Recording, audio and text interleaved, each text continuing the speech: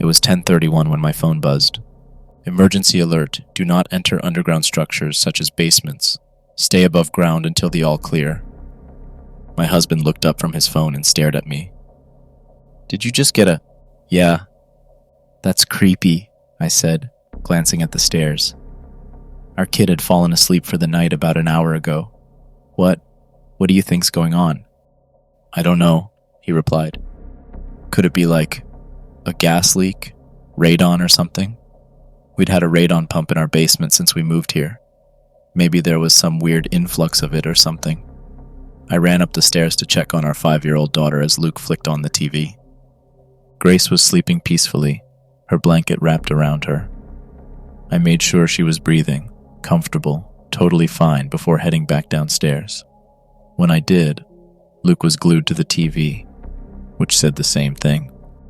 Black screen, pixelated white letters, blocky colors jittering along the top and bottom of the screen. Emergency alert, do not enter underground structures. Maybe we should get out of here, I said. But it's late, and Grace has school tomorrow. Yeah, so we'll miss school. We can go to my mom's. Luke crossed his arms and stared at the TV. He then flicked to CNN and other news channels. But whatever was happening here must have been local, because it was just the same political drivel re-airing from earlier in the day. There was not a blip of the emergency alert anywhere except the local news channel. I pulled out my phone and did some Google searches. Nothing came up. So I shot off a text to Lacey, the mom of one of Grace's friends, who lived in the next development over. We'd only lived here since the school year started, so it's not like I had a whole network of people to ask. She didn't respond. I think we should go, I said, grabbing a duffel bag out of the closet. What about work? Don't you work remotely on Mondays anyway? Yeah, but... I walked over to our basement door. The chain was latched. I hurried into the kitchen, opened the drawer, and pulled out some postal tape. What are you doing? If it's radon or something, I don't want that stuff all in our house, I said, crouching along the bottom and taping the crack under the door. I think they'd evacuate us if that were the case. I looked up at him as I yanked another long piece of tape off the roll. Okay, so what do you think it is? He shrugged. When I'd taped all the cracks, I brought the duffel bag upstairs, filled it with a few random outfits for me and Grace, along with my laptop and a few of her favorite dolls. Then I grabbed the cooler and loaded our leftover pasta and yogurts into it. Within 10 minutes, I was ready to go out the door. I'll pack up the car. Can you grab Grace? I asked. Luke went upstairs. I walked down the driveway, weighed down with bags. It was a chilly, clear night. Stars twinkled high above me. The street was exceedingly quiet, the tall, scraggly pines of the surrounding pine barrens stretching up to the sky. I heard the echo of a dog barking somewhere. If everyone got the alert, wouldn't there be more people deciding to leave? I glanced at the house across the street. It was completely dark, except for the light above the garage that flicked on when I came out of the house. I opened the back hatch and threw our stuff in.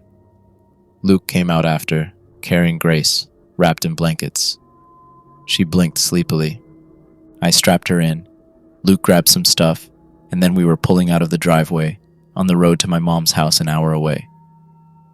She fell back asleep, I told Luke, watching her face flick into view with the light of the passing street lamps. Good. My phone buzzed. I reached for it. Emergency alert. Your phone's GPS indicates you are leaving city limits. We do not recommend evacuating. Please return home and stay above ground. What the fuck? I whispered. What? Luke asked.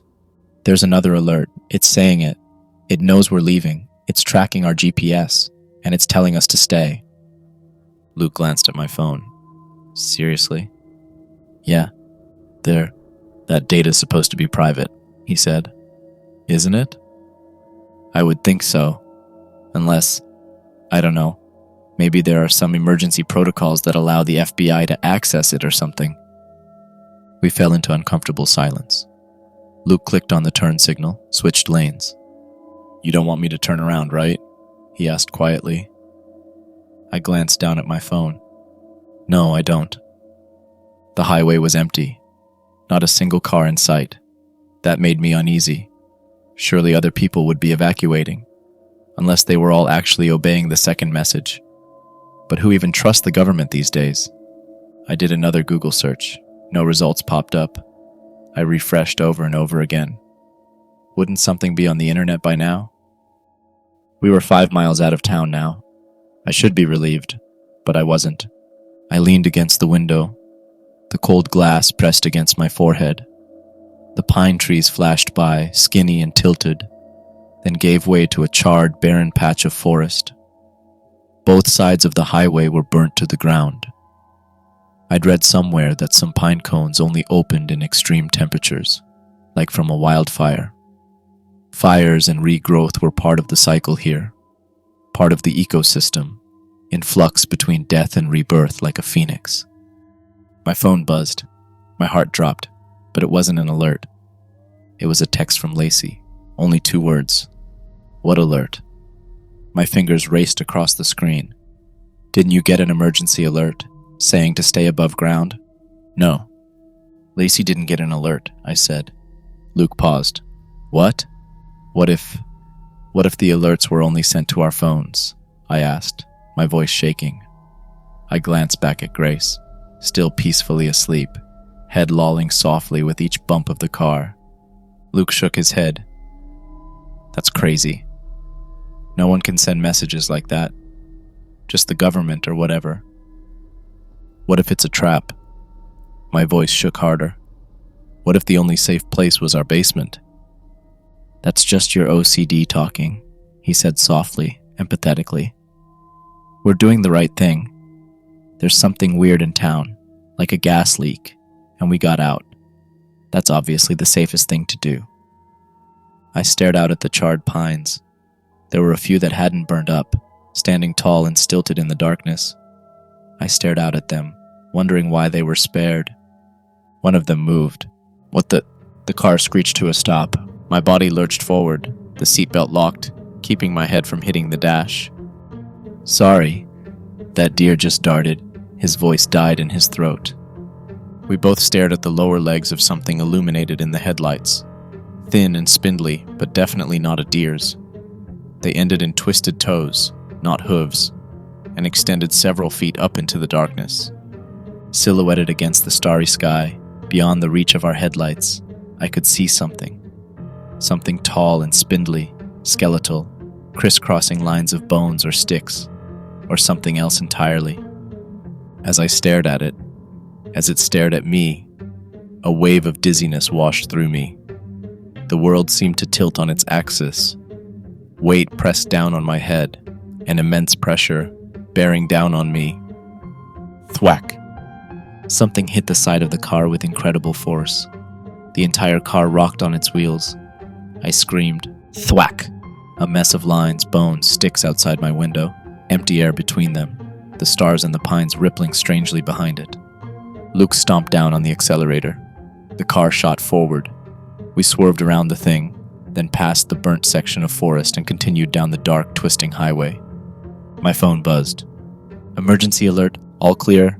Please return home immediately. We got to my mom's house around midnight, a squat brick ranch on a residential road. I glanced warily at the pines behind her house, stretching up to the sky, before picking up Grace and carrying her inside. Mom was sitting at the kitchen table waiting for us, her fingers wrapped against the mug in her hand. The entire house smelled like that familiar mix of coffee and dust. I started for the guest bedroom, and then got a better idea. The ranch had a lower level that was half underground. It had been finished into an office, but there was a couch down there. I could have Grace sleep on the couch, and we could sleep on the floor. Where are you going? Mom was standing behind me, eyebrow raised as I undid the chain lock to the basement floor. I think we're going to sleep down there. No, you're not. It's all dusty down there. I haven't cleaned for ages. There could even be mice, and we're sleeping down here. Those alerts were probably just a prank, she continued. Or a glitch or something. Besides, you're like an hour away now. I'd only told my mom about the alerts. I didn't tell her about the thing in the woods. My mom was not a supernatural person. She'd definitely chalk it up to a trick of the light or something. Casper himself could be floating in front of her face and she'd call it a trick of the light. "You're being ridiculous," she continued. "You know, this reminds me of that time you taped up the door to the attic. Remember? When the exterminator had found a bat up there. You were worried there were more, with rabies, and they could flatten themselves in through the cracks between the door and the ceiling and bite you while you were sleeping." "You don't feel the bites when you're sleeping," I growled back. "A lot of people have gotten rabies from bats in their houses, and they can squeeze through really tiny places." "My point is," she interrupted, "it's unsanitary down there." Grace was getting incredibly heavy in my arms. I glanced at Luke, who was just standing in the doorway wide-eyed, like he'd walked in on a gunfight. Then I pulled the chain lock and yanked the door open. "Kate," Mom said warningly. Halfway down the stairs, my phone buzzed in my pocket. I got Grace settled on the couch, then pulled it out.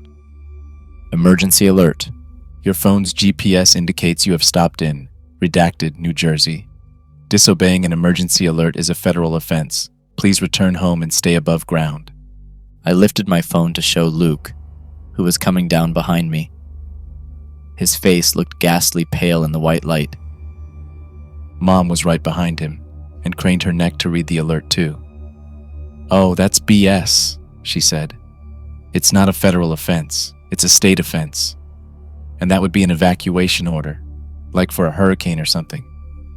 She shook her head. "You know what this sounds like? One of those scammers. I got a call from someone claiming to be my grandson." "It's not a scam," Luke interrupted without elaborating. Then he worked in silence, putting the blanket over Grace, getting her comfortable. I flicked on the light and checked for mouse droppings, but I didn't see any. "I'll get the rest of our stuff," he said, leaving my mom and I alone. Her expression softened as she looked down at Grace, at her perfectly cherubic little face. "Do you need anything else?" "No, I don't think so." She nodded and went back upstairs. I glanced around. The office stuff was in the leftmost corner, the desk covered with papers and a single photo of my dad. He'd been gone 7 years now, and it seemed like every year, more and more of his stuff got tucked away, moved downstairs, shoved into storage. I swallowed down the feeling and glanced around the rest of the room. The door next to the desk led to the unfinished storage area. On the other end of the basement was a sliding glass door that led out into the backyard. I didn't like that at all. We were technically underground where we stood, but the rightmost corner with the door was above ground. Did that mean we were still vulnerable?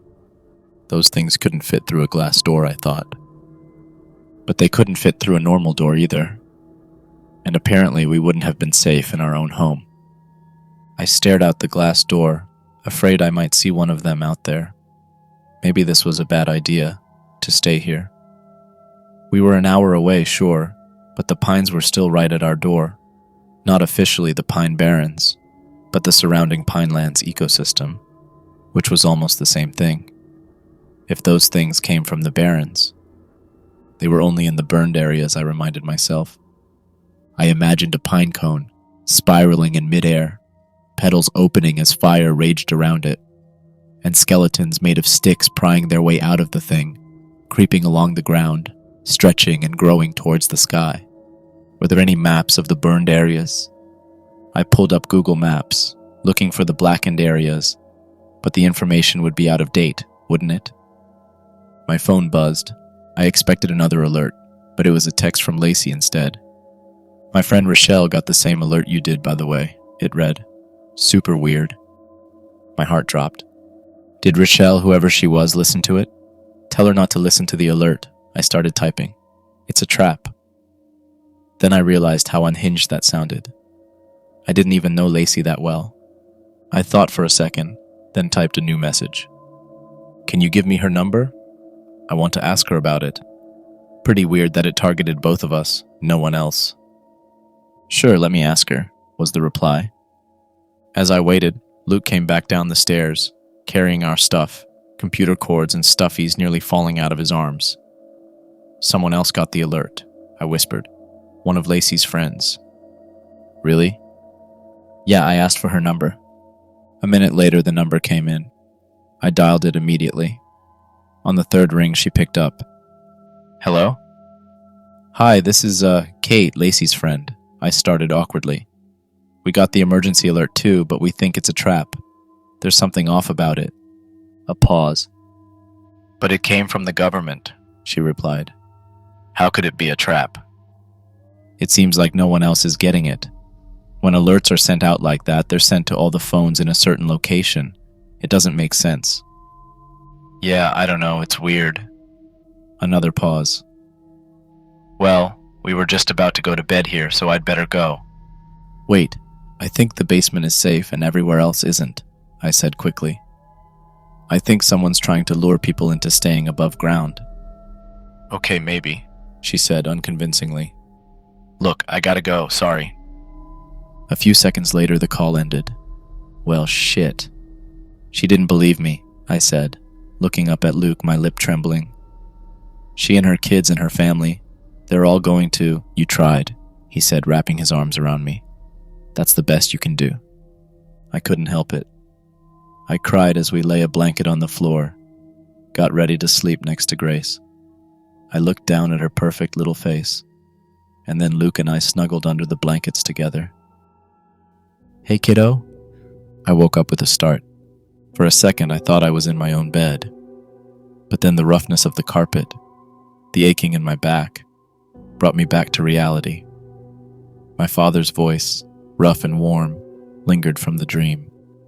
I could almost feel his arms around me, the summer sunlight beating down on us as we played at the creek behind the house. I rolled over to check on Grace. Her eyes were wide open. She was staring behind me, at the sliding glass door. Slowly, she raised a hand and pointed over my shoulder. I turned around.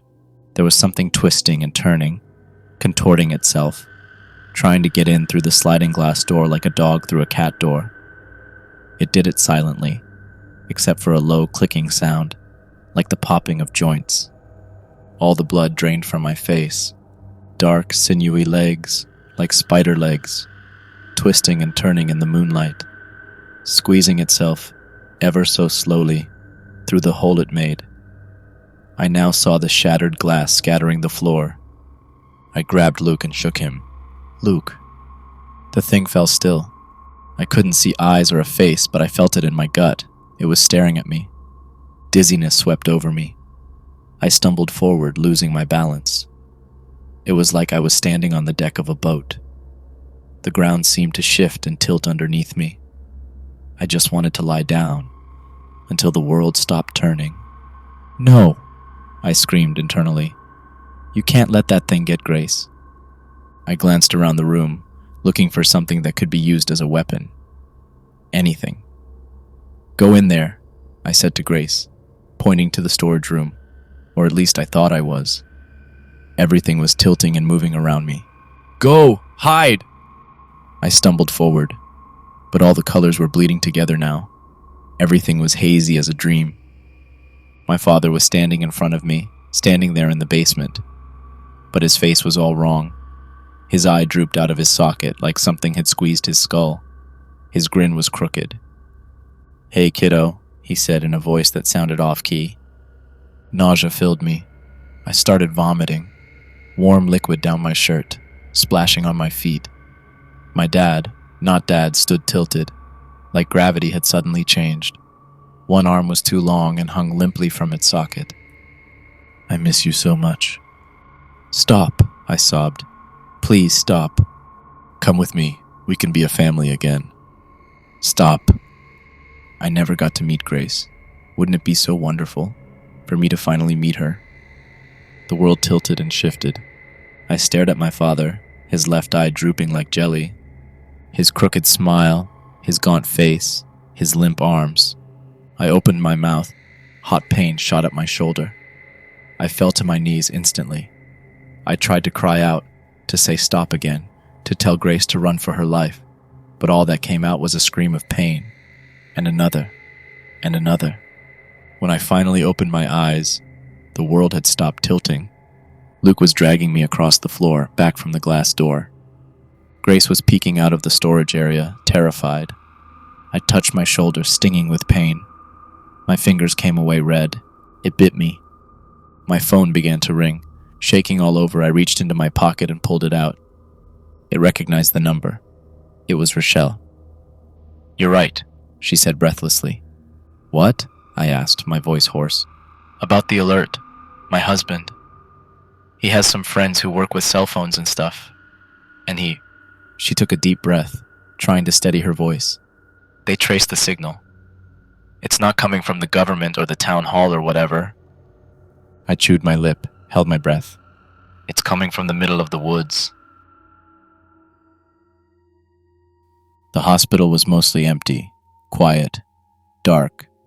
Fluorescent lights buzzed overhead, and the walls were a sickly shade of seafoam green. The doctor, a tall, thin man in his 60s, didn't seem to believe my story, but he admitted me for observation anyway. My mom was staying at her friend's house with Grace, in their non-walkout basement. I didn't want to leave her. I wanted her right here with me, but the hospital was above ground, and someone needed to treat my wound before I bled to death.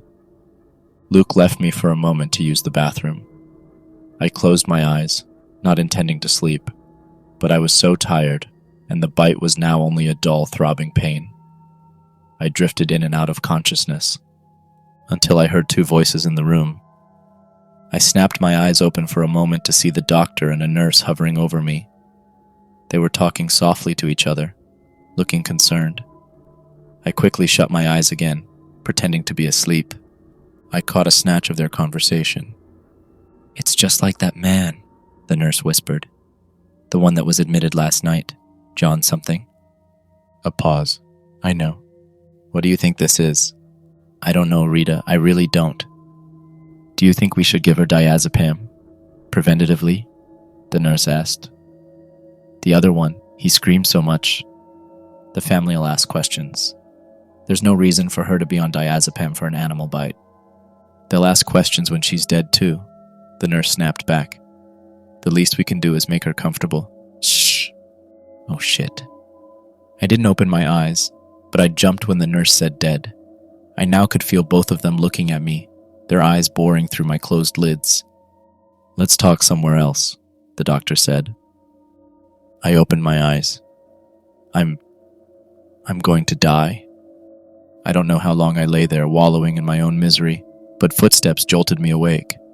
Luke was walking back in. "How's the pain now?" "Bad." I told him what I'd overheard, my voice quavering. "That doesn't mean anything," he said, but I could hear the concern in his voice. "We're going to get out of here, and everything's going to go back to normal. The mayor or whatever will release some statement about a faulty alert system and..." "Stop." He looked at me warily, but shut up. The two of us sat in silence. A few times Luke opened his mouth, looking like he was going to say something, but then quickly shut it again. Footsteps pattered by outside in the hallway. The tinny sounds of the TV droned on in the corner. "I'm going to call Rochelle," I told him. The line rang 3 times before she picked up. I told her everything, about the bite, about the things I saw. I was afraid of sounding crazy, but when I'd finally finished, she sounded like she was crying on the other side. "I saw my baby," she said in a low tone, barely above a whisper.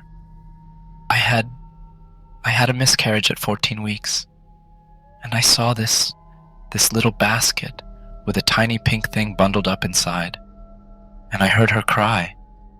Her voice broke. I knew it wasn't real, but I still went toward it, before Ravi pulled me back. "I'm so sorry," I said, the phone trembling in my hands. "Thank you." "But it didn't hurt you, right? Bite you? Claw you?" "No, I don't think so." The silence stretched out between us. "So what do we do?" I asked. "Just run from it forever?" "I've been talking to someone who knows about this more than we do," she replied. "Maybe I should come see you. What hospital are you at?" She told me she'd be there in an hour.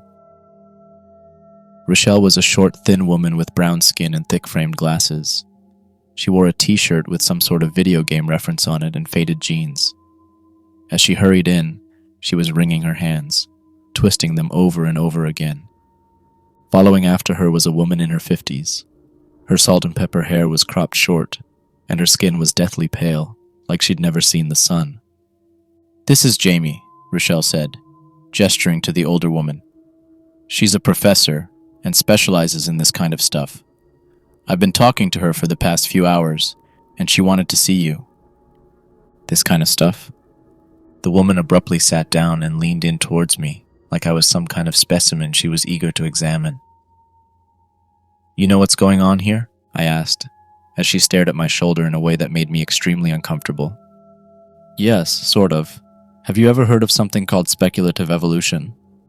"No," I replied. "Okay. It's reconstructing what kinds of creatures would evolve under different circumstances. Maybe an amphibian would evolve to have wings like a bat, for example, if insects didn't hover around ponds.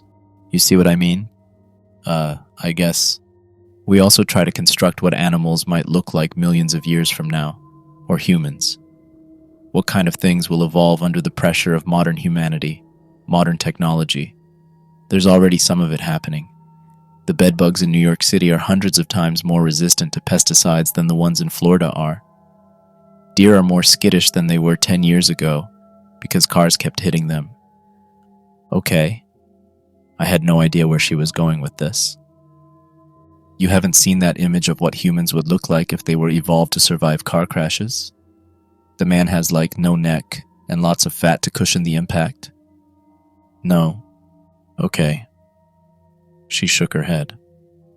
"The point is, some people in this field believe that at some point, creatures would evolve abilities that mimic technology, like birds that look like drones, or bats that can sense electromagnetic fields.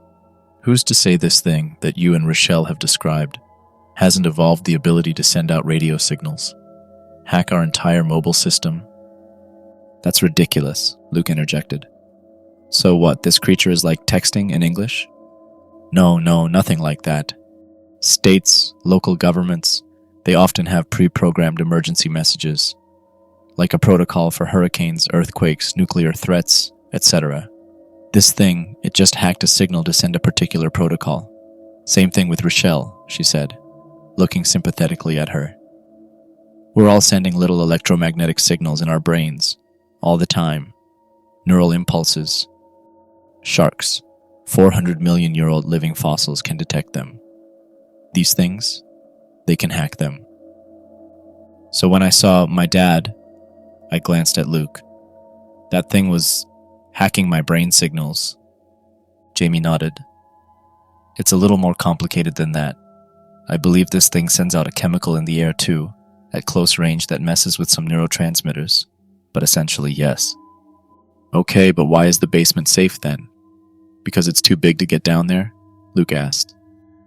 I'm glad you asked, Jamie replied with a big victorious smile on her face, like she was just about to tell us the secret to the universe.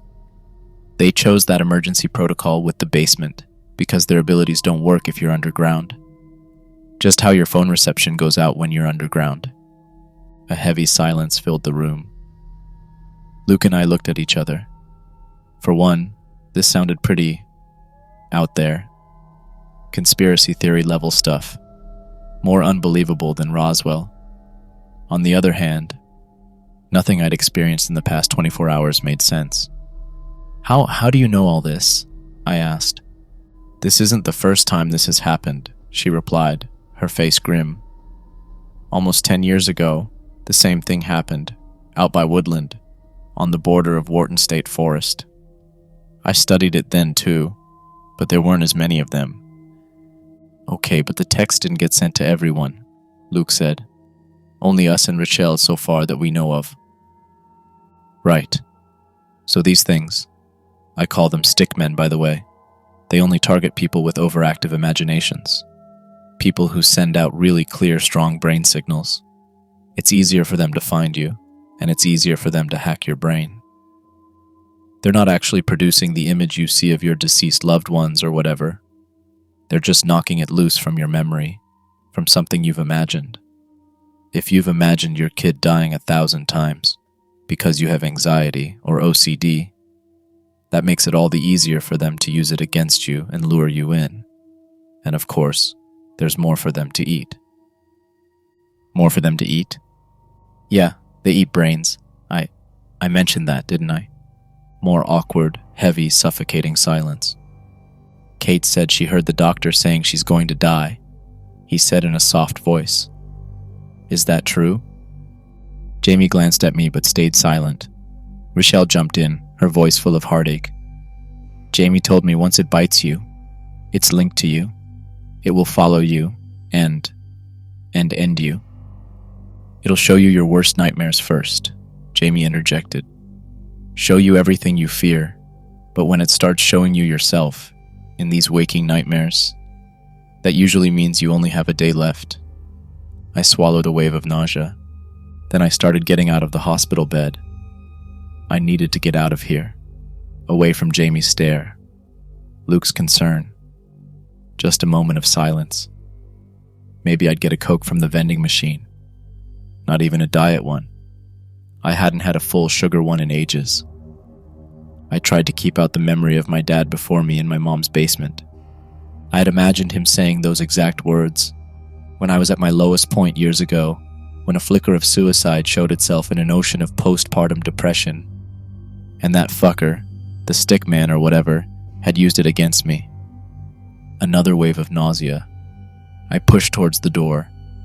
Wait, Rochelle said, standing up, reaching for my arm. I'll be right back, I snapped. I made my way down the empty hospital hallway. Beeping machines, echoey footsteps in the distance. Tears pricked my eyes. I kept going, making a left, then a right, following the signs for the vending machines. My feet shuffled along the ground, taking me there slowly, ever so slowly. Kate, stop! I turned to see Luke coming after me. He stopped 6 feet away, trying to give me space. I just need a minute, I replied, my voice shaky. No, it's not that. Your mom just texted me and we have to go. Grace. His voice broke. My heart broke with it. What? What happened? She fell, he said, his voice barely above a whisper. She's not conscious. They're rushing her to the hospital. To the hospital? You mean here? They're taking her here? I asked frantically. They're taking her to the hospital, he repeated. Something twinged inside me. That doesn't make sense. That's not an answer. I looked down. No, on the floor. Something black, slick, and wet, on the green linoleum floor. A tendril like a long umbilical cord attached to Luke's foot and leading down the hallway. I felt dizzy. The world started to tilt. Kate! I turned around to see Luke behind me, frozen, eyes wide. I looked back. Other Luke was no longer standing there. It was me. I was staring at my own face. I wish I could say it looked different. One eye popping out, skin all blistered and pink. But it wasn't. It looked exactly like me. Like looking in a mirror. Other me was holding a pillow. She held my gaze for a second, then looked down at the floor. I followed her gaze. Grace was lying at my feet, eyes closed, hands resting neatly under her head, fast asleep. No. I knew this intrusive thought. I knew how it ended. It's not real. It's not real. I turned and ran back down the hallway, reaching for Luke's hand. Rustling behind me. I couldn't look back. I couldn't. Luke pulled me into the room and I followed, breathless. We have to get underground. It's here.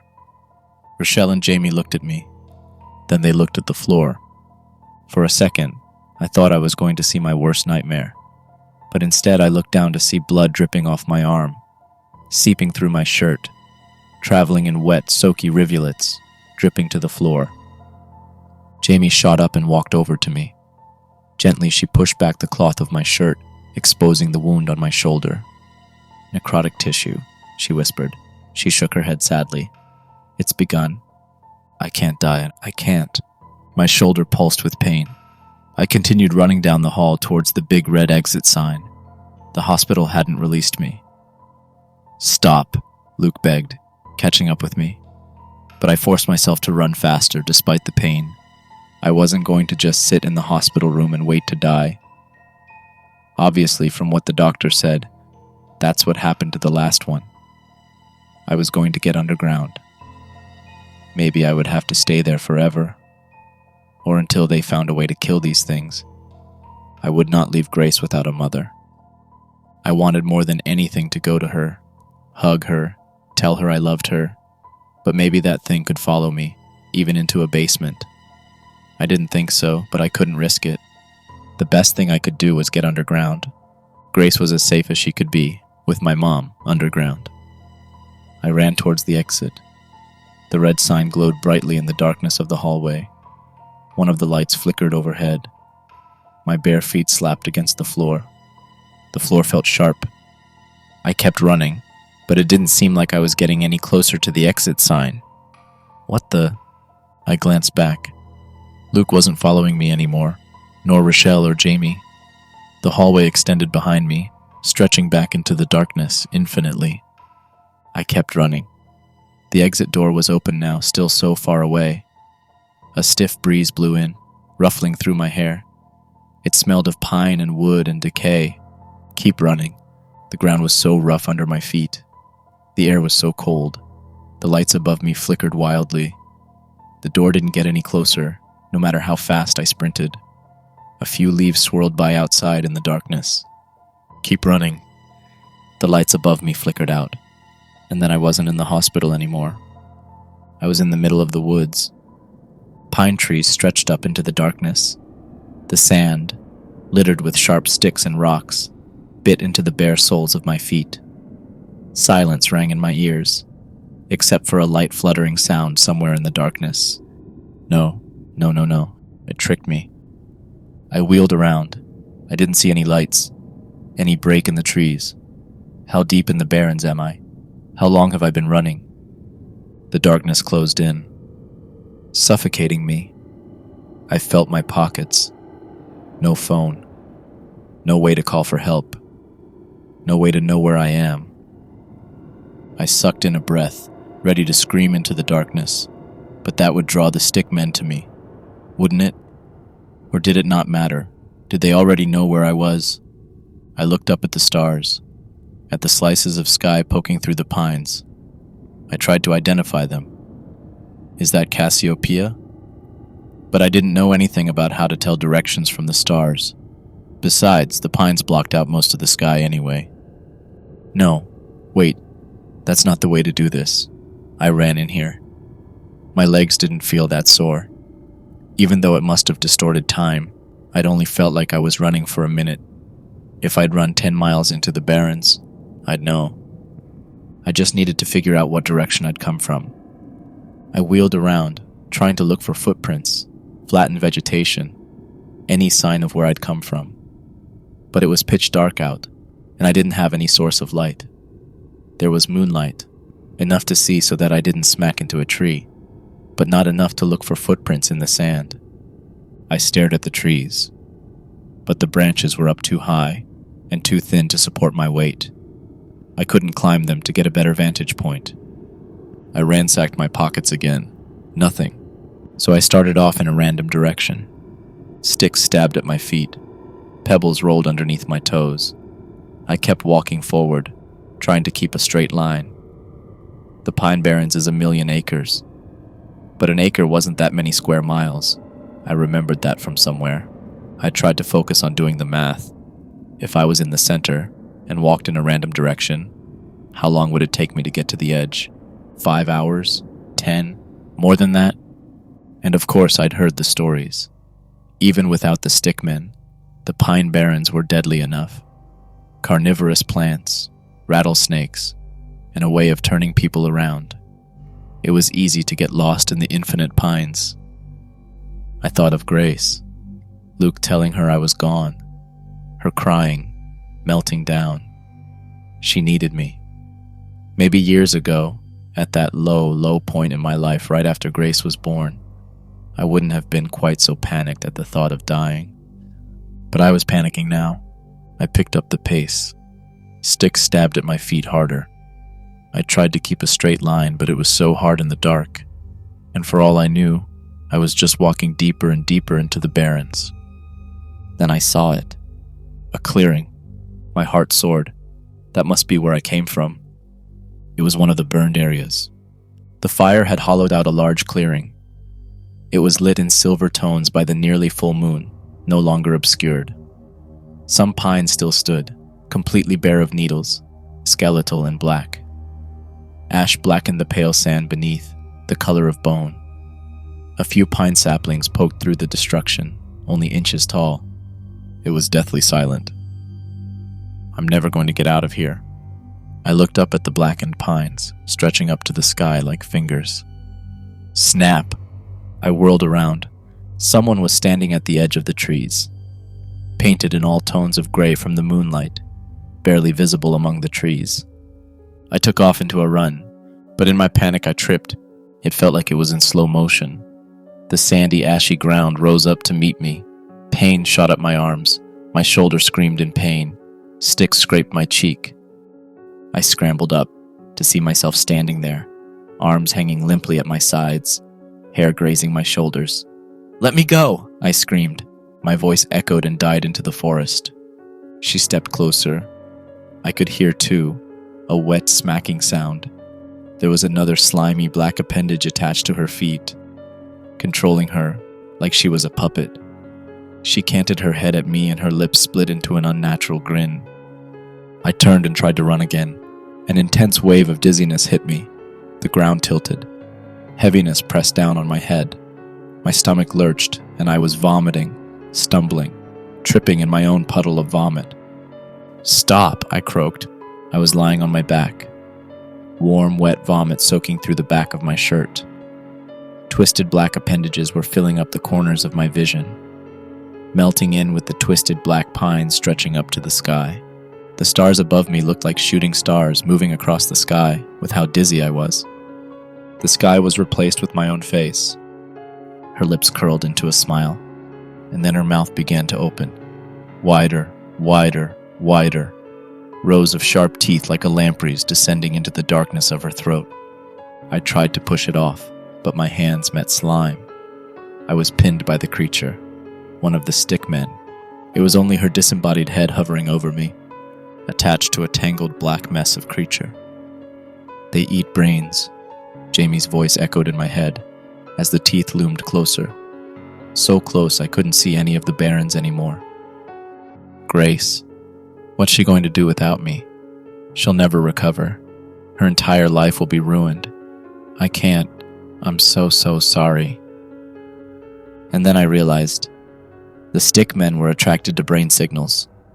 What if I'd done something I'd never done before? What if I just stopped thinking?